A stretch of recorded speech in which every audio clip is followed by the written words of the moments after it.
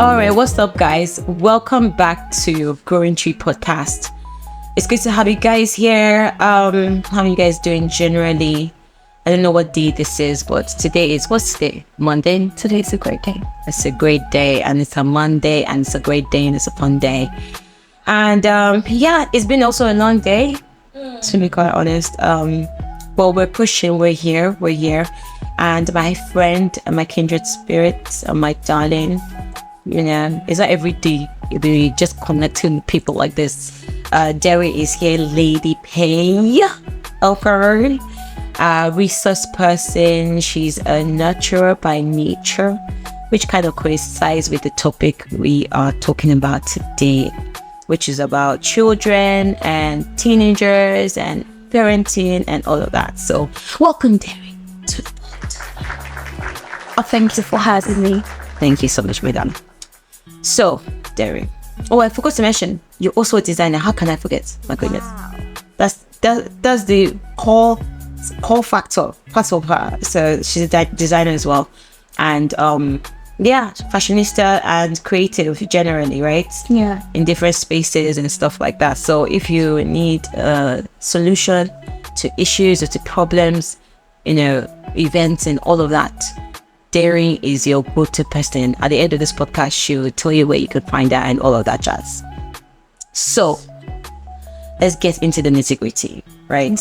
So the reason why I thought about doing this pod with you was, as I said earlier, natural by nature. This is, you know, who you are. And I'm going to start from, I know there's a lot of mothers and stuff that have come to me age group, and they are dealing with the transition of having a child, and most of them are complaining that, oh, nobody tells us about this big massive transition, this big massive change, and they're not quite aware and dealing with that. So they're like, what do we now do at the time? Yeah, so that's a part of it. That's one side of it. And yes, we're talking, but we don't have kids of our own yet, but there is experiential knowledge, you know, in dealing and taking care of kids. But I'll say maybe we should start from maybe the story you were telling me earlier about your sister, and how that kind of played into like nurturing and caring, the responsibility of that. All right.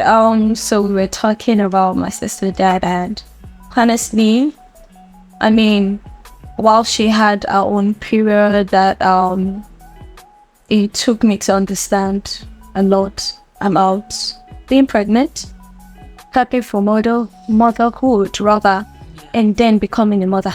My sister's pregnancy journey was really beautiful because I was involved, right? I saw her go through all that she did. I mean, with the symptoms, requesting for different things. See, that's the highlight of pregnancy. Journey for me, how they request for things. You know the request now. The one I love the most, I always hold it, and I say, is how you tell someone to buy you a new note so you can see it. I don't understand, but we get notes. But honestly, that's a thing. That's a thing. It's a thing, right? It's a thing, and it's a serious one. I think what helped with her was that she was able to communicate, right, how she felt and, you know, what she wanted. You know, the communication was smooth. She was honest. She wasn't trying to form the all up top. I'm strong, I'm a strong woman. I mean, vulnerability is not weakness. Let us know. Get us involved, because a lot of people want to be involved, but would you let them? So what you mean got you guys involved? You mean her husband and you? Yes. In terms of what she needed at that point of time. So what happened after she had the baby? So after she had the baby, I mean, no child comes with their to-do list of how to take care of me. No child. I'm saying that there's no manual to paying your parents, right? Yeah, but I mean, there are lots of books that you study. There are lots of knowledge you acquire before the time, right? And they are always valid and useful. but you can never overplan or underplan. When that time comes, you grow. It's more like a work in progress. It's more like training on the job, like with all of the knowledge you have acquired. So I saw her just still this communication. It is key to communicate. I mean, you can't underplay the importance of Communication. expressing your feelings, not being rude, not being harsh, not being selfish, but letting know how you feel. Yeah. Honestly. Yeah. Right. So people can help you when they need to or how they should. There you go. There's something she did that I really love when the baby came. Yeah. Right. I was always involved. Our husband was always involved. Right. In the little things with the most and the little, however. Now, what do you mean in the most and the little? Because we're two women. Yes. Speaking on parenting, from what perspective. You know how which takes me to the second, when you have emotional roller coaster, it takes someone that is very understanding to listen. Yeah. I mean, you need all of the fruit of the spirit. Yeah. Gentleness, kindness, everything, patience, most especially love. Right, you need all of that. So how sometimes she's cranky. Yeah, exactly. Now that is hurting, and it's not because and the baby's crying. Yeah. So it's not because she doesn't want to get up to carry the baby. She's a mother. Yes, she can feel but what I mean, she's hurting. She's human too. That's right. Right. And so it took us to not always wait for her to see. Before you guys do, you guys just kind of act. We act. Before she even says, we guys are. And there's some other people that sometimes they might not have those kind of people in their spaces. Yes. But trust me, there's always a person for you. But are you letting them in? You know, there are a lot of women that come off very strong. Don't worry, I've got this. Yeah, through Christ strength things you come. But honestly, I get it, right? It's not enough. Sometimes these women don't want to give you the wrong vibe of, oh, you don't know what I'm going through, so it doesn't look like they're stressing you. Yeah. Stress that. Yeah. It is not you. Just stress them. Like, don't work on assumptions. Let them make the decision. Okay, so this is interesting because someone asked me a question, and this just popped, and I think it's a new one, and we'll stay here and we'll ask this question then we'll look for me, yeah. And she said, how do you deal with offense, from like externalities? So what does she mean? She's a new mom. We're talking about community. Yeah. Let them help you be people. She has that, right? She has community. She has all of that, and people are kind of telling her how she should feed the child, or what she should give the child. Don't give the child water, all of those things. It's coming from people that are close and then loved her. Yeah. And so she's like, how do you now put your foot on the ground at the same time, not cause offense? Because you're like, listen, I know what I'm doing. Yeah, if I was to be giving my baby formula, like for the time you think is possible, this is how I want to approach it. Or how is that you don't cause offense with those people, or with those people, your loved ones? Yeah.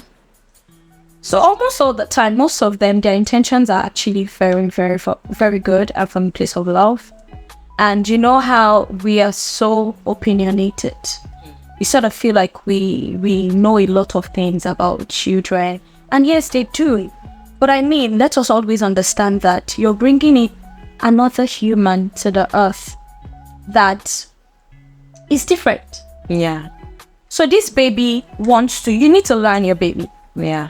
You need to study your baby to understand what your baby wants. Yeah. Yes, I agree. There are general principles, there are general things that are applicable. Right. But also, you need to know who you're dealing with. Yeah. So what if the baby doesn't want that hot water that everybody's telling you to take? Yeah. What if it's the cold water? Let me interrupt you. Like there was the old video that one grandma threw up the baby and then they bend it. They're bending and bending messed that just things. Listen, they hold on, then it did this, and he was like, people were having a heart attack. And they're like, we need to make the bones strong.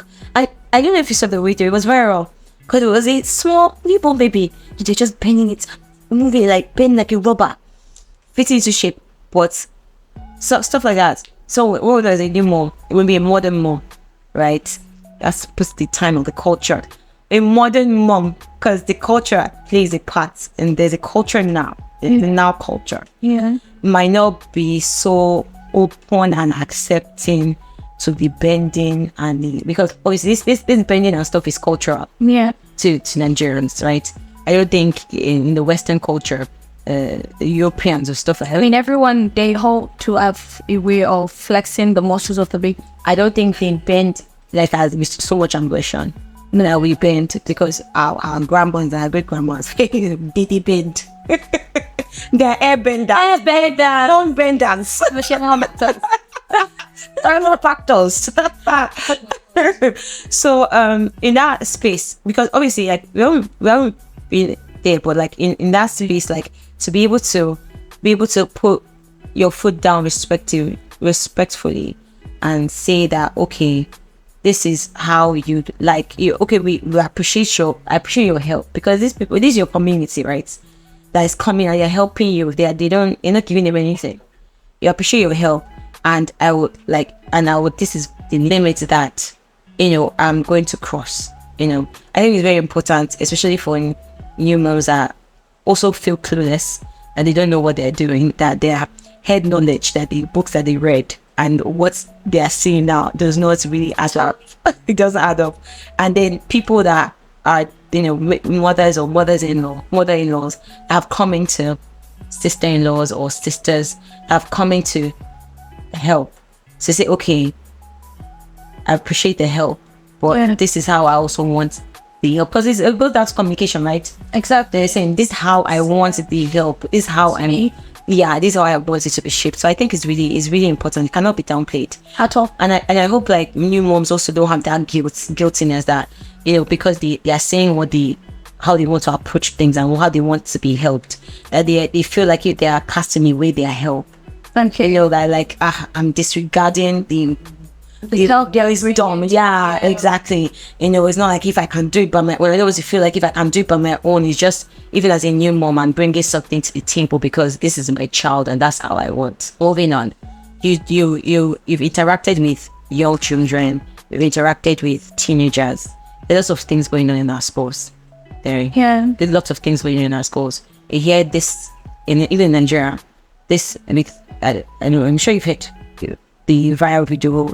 Sex and all this stuff that's happening. So getting bullied, dying, people coming to the lure, these young teenagers. Yeah, or social media having a personality that does not look like what it is in reality. You're selling sex at such a young age to people, or you see in the Western world. Like different things are happening, like they're bringing different agendas into the schools. People are more accepting of perversion, right? And we can't say by Nigeria, yes, but we can't say that doesn't have some sort of impact on what our kids are learning and doing. Yeah. You hear something like in China, a TikTok there is geared towards education, but the TikTok everywhere else is geared towards dancing. No, so there's anything wrong with it, but there's an influence that brings on the kid. So what's been your experience in terms of what you have seen and how you kind of disciple or even teach or nurture like these kids in the capacity? Because I'm sure you've seen a lot of different things. I'm sure you've seen different things. Honestly, about teenagers, yeah. I mean, I feel like there are a lot of things that influence. There are a lot of factors that influences the behavior of teenagers nowadays, right? And these factors are spiritual factors, environmental factor, which is the society, and there's also the background, parental background. Okay. All right, and you see. This thing about parenting, like I said earlier, there's no manual to it, right? But there are people that have actually gone through this successfully. So I always advise, first and first, who are you looking up to? Who do you get counsel from? Right? In terms of everything. not just parenting, like everything, who do you get counsel from? Do you ask questions or you just dive into things, right? And in terms of parenting and those children, honestly, there are a lot of things going on, and I'm just going to say this. The scripture already gave it away. Train a child in the way of the Lord, cause never to depart from it. Right. So this is it. If you're not training your child in the way of the Lord, you are leaving the training to something. Yeah, Phoenix. Yeah. So it's either you're training this child in the way of the word of God, Yeah. or you are leaving the child to be trained By what? by the world. So there's a training going on there. And I mean, you can't teach children what you haven't learned, what you have not been taught. Yeah. Right? You can share with people, but how far can you teach? Right. It's different. Yeah. So you can only teach what you know a lot, the knowledge you've acquired over time. And so I would not advise that. Honestly, that's me, right? I would not advise that you are not grounded in the word yet you want to teach the child. Be careful about that. Because even as a parent, you want to be intentional about understanding the word so that these children, their hearts are receptive. That's one thing we need to understand. Children's hearts are very receptive, and their minds, oh my God, is mind-blowing. And they ask so many questions, but ensure you are available to answer those questions. I mean, and there are times where you don't try to be like the perfect best parent. Just train your child in the way of the Lord. You are best at doing that. Someone said, I saw a quote recently that said perfectionism is geared towards the fear of people. Yeah. And excellence is geared towards the fear of God. And those things are two different things. You're trying to be perfect, is trying to please people and be a pleaser. But when you're trying to just be excellent and do your best, knowing that, God does the rest. Exactly. That's well said. Yeah. Yeah. I mean, if you build a house and you build that the Lord, you build it today, that spirit of excellence comes from the fear. And when women fear of the Lord, it's reverence, right? It comes from reverence in Him. So when you interact with your child, it comes from that place of reverence. I mean, children become who they behold. That's it. And let you be the first that they mirror. Yeah. Don't let it be someone outside. Yes. Get the training stuff from within, from the house. It takes everyone to actually help a child grow excellently, not just the parents. Let's come with that. I mean, I've seen so many instances where you see children. Have you seen things on the road nowadays that even the song that you don't know, you are hearing them sing it and you're like, please wait. Where did you hear it from? And I mean, not just things, 5 years. Yeah, and then you just hear some certain song and they don't know why. They have this receptive heart. Children they do. They are those ones that tell them what to do and they do it.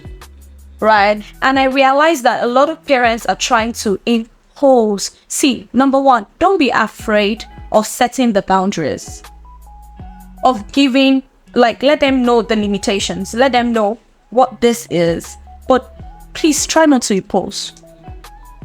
Rather than imposing, communicate it. Okay. So right? Give an example of what it is. Now, what do I mean by this? Yeah. So you are saying there are rules in the house. There are consequences. I mean, when God wants you to give you an instruction, what does He do? He gives you a picture. So it lets you understand that if you don't do this is what's going to happen. I mean, it might not tell you the whole of the process, but He wants you to stay tuned to Him. But He has given you a picture so that's a reference point for you. But most times what we do is a child comes to you complaining. The first question I really want to ask is, can your child actually come to you and complain?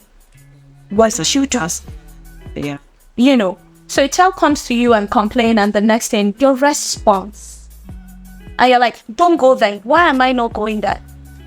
The child has heard you, but there are questions. So before they even ask the questions, please let them know what the reasons for you saying no. But I mean, not everything. I mean, you are not obliged to like give that explain. But let them say that yes, my dad said this, and this is why. Right. So it's not when they're outside and then they say that like teenagers now they're saying I'm going to the party, and then you're like, you're a child, you're not going to the party, we are going to the party. And then you get my dad said that it's bad to go to the party. So why? Yeah, why? So give understanding. It's obsessing you and give clarity. Give clarity. Be that available father and mother that they can come to have a conversation with, because your response matter a lot. Yeah. Be the trainer. Don't let the world train your child on your behalf. Yeah. Okay. All right. Sound. Okay. Train yourself first. Yeah. Before you train someone else. Yeah. Okay. So now let me digress, because we have this, this whole parenting and talking about kids and teenagers and private schools, separate schools, what's happening in all of that. Yeah. I there's some things I saw on social media, and I think people, especially Christians, are gearing towards. First of all, let me paint a picture. When I was in school, I used to find people come back from the States, or I was one of them, or from England or from wherever, and they come back to Nigeria to school, and they meet us where we are, and we're like, why you think? Why did you come back? And we never really understood why their parents put them back. Do you get? And as time has gone on now, you've seen that the parents, God bless them, God bless every parent. Amen. Honestly, they are doing the most. And they see that their children are going out of the way, so they bring them back to Nigeria so they can have sense. Yeah. So they can give them heart training. So you find that now that there is this polarized thing of in schools that they're saying gender fluidity, and they're permitting things to be in books, and to be in cartoons, right? And that's what I'm saying, they should be in cartoons, and people have been exposing this bit by bit now with the rise of social media and exposure of knowledge over the past century, or maybe even less than that, a few decades. And they've gone as far back as Disney to expose some things there. We see areas of maybe molestation in Disney, or pedophilia and stuff like that. They've come to expose some things that were not all innocent. Yeah. And then at that, then you now find that in this new age that we are having cartoons that are geared towards those things, and they come in at very subtle. It's very subtle. You'll be watching Peppa Pig, maybe it is geared towards always the dad is representing in Wasteland. Yeah. The dad is representing someone that doesn't pay attention. Every time the dad doesn't know what's going on. He's not a present person. Or you see a sort of pedophilia or something in the or witchcraft in the cartoons and things like that. And so parents are now like, what do we do? We can't watch over them this whole can't watch everything, Yeah. How do we're talking about it's not just parents, it's the community. We can't be there 24/7 where we're at work. Yeah. So to me they caught me what then, what me coming in as one day I want to be a parent, one day I want to it's not even an encouraging thing to see. And most people are now saying, most Christians are let's homeschool our kids. That's their solution. Let's homeschool our kids. But is that? Well, can I ask a question? Yeah. For how long do you want to hide that? So rather than avoid it, deal with it. How do I mean? Mm-hmm. So most times we rather just try and deviate, try and avoid some situations, right? But like I said earlier, I feel like one thing you want to do as a parent, one thing I said I'm going to do as a parent, or that I'm doing with the teams that I'm with right now, I'm that big sister. Okay. So I am that person you can be friendly with, you can run to, right? Even when you mess up, you can run to. So I won't throw you away. I won't judge you. I won't judge you, but I'll judge the situation, right? And I'll tell you why. Okay. I always say this, there are questions in the heart of a child who is giving an answer to it. Okay. makes you that person that gives an answer to it, right? And I feel like parents, be firm.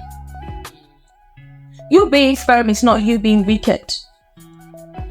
You being firm is because you know more, you understand better, they don't, right? But as much as you are firm, you are not wicked. You see, there are two things. So being firm and being wicked there are two different things, right? So be firm with your decisions, right? And also carry them along. Please, can I even say something that is very, very important? 3 things. You plan, right? But your planning, is it covering only provision or is covering your presence? There's a lot of absence. So we have a lot of absent parents that provide 2-4-7. Yeah. But are you there? Yeah. Trouble game. So that's it, right? So if you're not there, they get the resource from you, but they get the teaching from someone else. Come on. I know it's not so easy, right? Yeah. But kudos to all of our parents. Honestly. I mean, my mom and my dad, every Sunday, we know that we have family outing. We are there, we sit, we talk. Children want to talk. Yeah. Teens they are so ready to explain to you what they learned. They want, because they actually have this spirit of, I just learned this and I know this and I want to share it. They're the ones that receive and give. What they receive is what they give. If you watch what's happening right now, it's because it is based on what they can receive and who they are receiving from. Yeah. Right? So if you've trained this child to know that, I mean, I can let my mother know anything. I can let my father know anything, right? But they will correct me. You need to know how to correct and rebuke without, how do I say it? Without not condemnation, not judgment, without condemnation, right? Don't let them feel like, oh, my daddy is wicked, my mother is wicked, so the person I want to go and meet is that one auntie that is outside that you don't even know. Wow. If I tell you a story about that, people will be baffled. I don't have enough time for this podcast to even.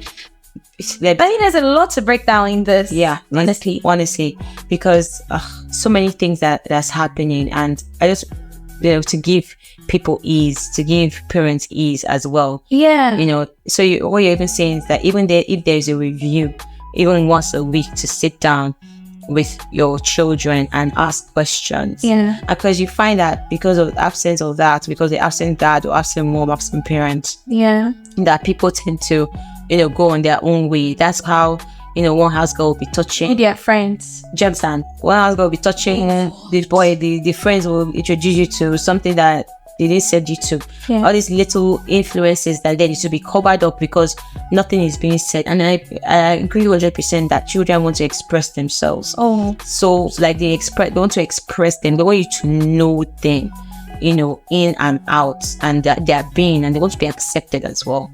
So yeah, I mean, it's a brief snapshot, right? Yeah. There's so much more that we could say, and maybe there'll be a part 2 of this to really delve deep, and because this is surface level, and correct.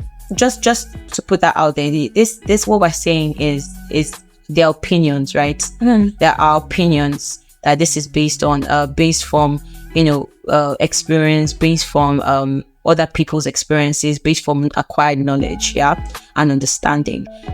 We're not saying that this is a doctrine or in any way. So this is an opinion that if you choose to key into it and take something from there and apply it and practice it, then let us know. Kudos to you.